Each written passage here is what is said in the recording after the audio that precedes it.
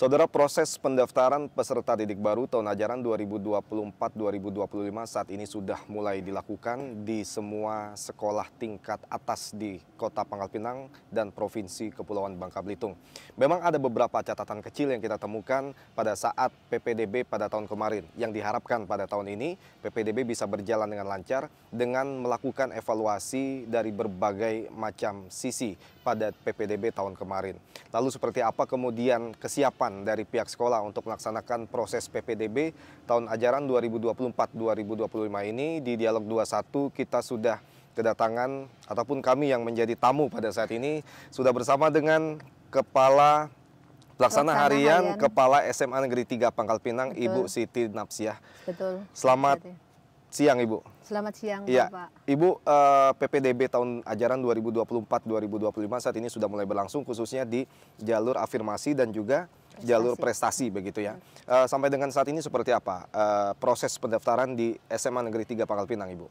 Untuk proses pendaftaran di SMA Negeri 3 Pangkal Pinang, alhamdulillah berjalan dengan baik. Dimulai tahap 1 ini dimulai tanggal 11 sampai nanti berakhir hari ini tanggal 13 Juni 2024. Oh, hari ini sudah berakhir, Bu, ya. 11 sampai dengan 13. Ada waktu 3 hari begitu ya, untuk jalur afirmasi dan prestasi. Ya. Ya, selanjutnya, Ibu. Untuk selama 3 hari ini tentunya kita sebelum melaksanakan kegiatan penerimaan peserta didik baru ini, kita sudah melakukan rapat bersama Dinas Pendidikan Provinsi, BTIK, dan juga Capdin Wilayah 1. Juga kalau di dalam intern sekolah sendiri tentunya kami rapat bersama panitia PPDB SMA Negeri 3 Pangkal Pinang untuk persiapan penerimaan peserta didik baru ini tahap pertama. Dan alhamdulillah selama kegiatan ini sampai hari ini sudah berjalan dengan baik. Seperti yang disampaikan Bapak tadi, bahwa memang mungkin kalau di lapangan ini memang ditemukan beberapa hal yang memang kita harus kami sebagai pelayan masyarakat dan sebagai pelaksana PPDB di sekolah ini memang harus secara teliti dan juga sesuai dengan juknis yang telah ditentukan, tapi tetap kita berkoordinasi. Utamanya adalah kami langsung berkoordinasi dengan Capdin Wilayah 1 bila mana ada hal-hal yang memang perlu dikoordinasikan. Ya, untuk juknis, Ibu Siti, apakah dari untuk tahun ini itu ada perbedaan dibandingkan dengan tahun kemarin? Ada perbedaan. Ya. Jadi juknis di tahun ini adalah lebih jelas dibanding tahun kemarin karena secara spesifik sudah dijelaskan di situ misalkan dari tentang masalah kata, tentang masalah sertifikat, itu sudah dijelaskan secara rinci di situ. Ya, untuk kuota di SMA Negeri 3 ini seperti apa, Bu Siti? Ya. Untuk kuota sendiri SMA Negeri 3 Pangkal Pinang membuka 10 rombel, yaitu setiap kelasnya adalah 36 siswa dan jumlahnya kali 10 berarti 360 siswa. Iya. Oke, kalau kita bandingkan ini dengan jumlah pendaftar yang peminatnya ini cukup besar, apakah dari 10 rombel yang sudah disediakan di SMA Negeri 3 ini mampu untuk kemudian bisa menampung jumlah peserta didik baru nantinya, bukan hanya dari jalur afirmasi dan prestasi, tapi juga nanti akan dibuka jalur zonasi begitu, Ibu, ya? Ya.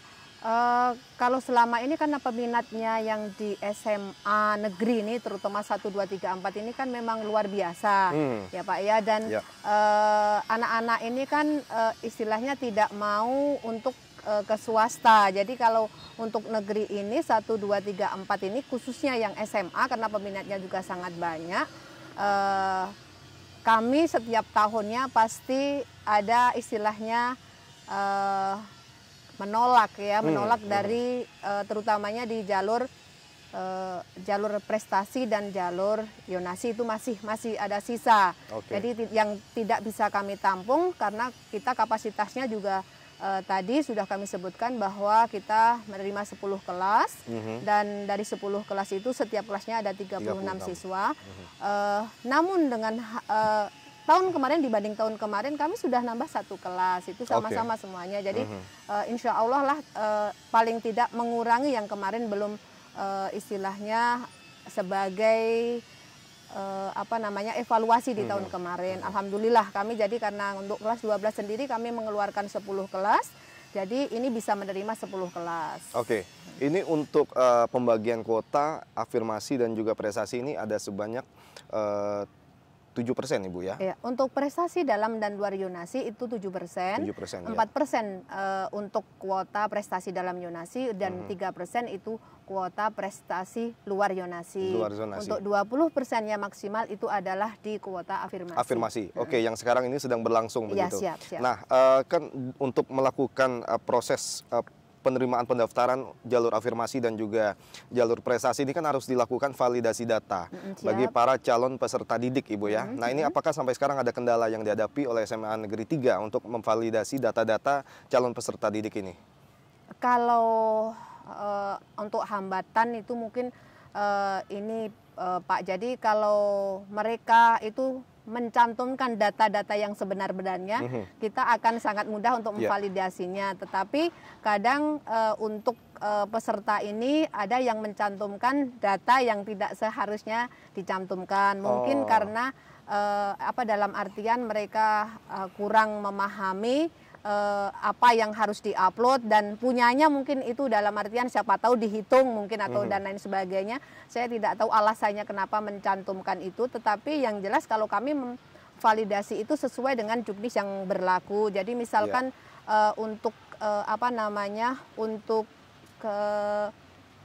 sertifikat itu misalkan 3 tahun terakhir yang bisa dihitung dan selambat-lambatnya itu adalah 6 bulan sebelum pendaftaran, misalkan paling mudanya.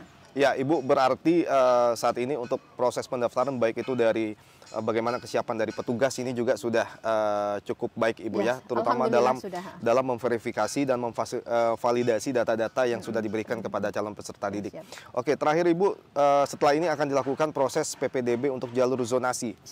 Yang tentu saja di tahun kemarin ini yang cukup banyak menyita perhatian begitu Ibu ya. Nah, ini antisipasi yang dilakukan oleh SMA 3 sehingga nanti jalur zonasi ini bisa berjalan dengan lancar, ini seperti apa? Insya Allah lah Pak, jadi harapannya baik calon peserta didik baru yang mendaftar itu dalam artian karena kita validasinya itu secara online, harapannya data yang diberikan itu juga benar-benar adanya. Karena rapot sekarang yang divalidasi adalah dari semester 1 sampai semester 5 dan seluruh mata pelajaran. Kalau tahun kemarin kan hanya 4 mata pelajaran, kalau ini seluruh mata pelajaran. Jadi harus kehati-hatian kita sebagai pelaksana yang ada di sekolah ini untuk mengecek satu persatu nilai yang masuk, karena nanti perankingannya kan tetap setelah masuk dalam Yonasi mereka tetap diperhitungkan dari rapotnya dan hanya rapot saja ini Pak, jadi tidak diperhitungkan sertifikat apapun karena sertifikat apapun itu sudah masuk ke jalur prestasi dalam Yonasi. Jadi memang murni dan ini sudah tidak ada lagi yang berkaitan dengan KIP dan lain sebagainya, tidak masuk karena sudah diafirmasi seharusnya. Semoga ya masyarakat sebagai orang tua paham dan anak-anak juga paham ini, karena yang kemarin ditemukan banyak yang saya punya KIP dan lain sebagainya itu menghambat istilahnya dalam proses itu. Kalau sekarang sudah sebetulnya tahapan itu dari tahun kemarin sudah dijelaskan, cuman mungkin masyarakat atau kurang memahami atau bagaimana. Kalau sosialisasi sebetulnya sudah dilakukan oleh BTIK ataupun Dinas Pendidikan ataupun dari kami sudah dilaksanakan baik secara online ataupun offline, baik melalui siswa kami, melalui Bapak Ibu guru kami, di web kami ini sudah dilaksanakan. Oke, baik Ibu Siti Napsiati, terima kasih atas waktunya dan tentu saja kita berharap proses PPDB tidak lagi menjadi polemik Ibu ya. Dan di tahun ini memang betul-betul bisa terjaring begitu calon peserta didik yang berdasarkan atas peraturan yang sudah diatur di dalam peraturan ataupun juknis yang Pergub dan juga Permendikbud Ibu ya. Nah, dan kita juga berharap tentu saja SMA Negeri 3 dapat menjadi salah satu sekolah yang sukses menjalankan PPDB. Amin. Dan juga nantinya akan dijadikan sebagai salah satu acuan untuk dapat menjadi evaluasi di PPDB tahun depan. Terima kasih Ibu dan Saudara, itulah perbincangan kita dengan pelaksana harian SMA Kepala SMA Negeri 3 Pangkal Pinang, dan kita akan kembali usai jeda pariwara. Tetaplah di Dialog 21.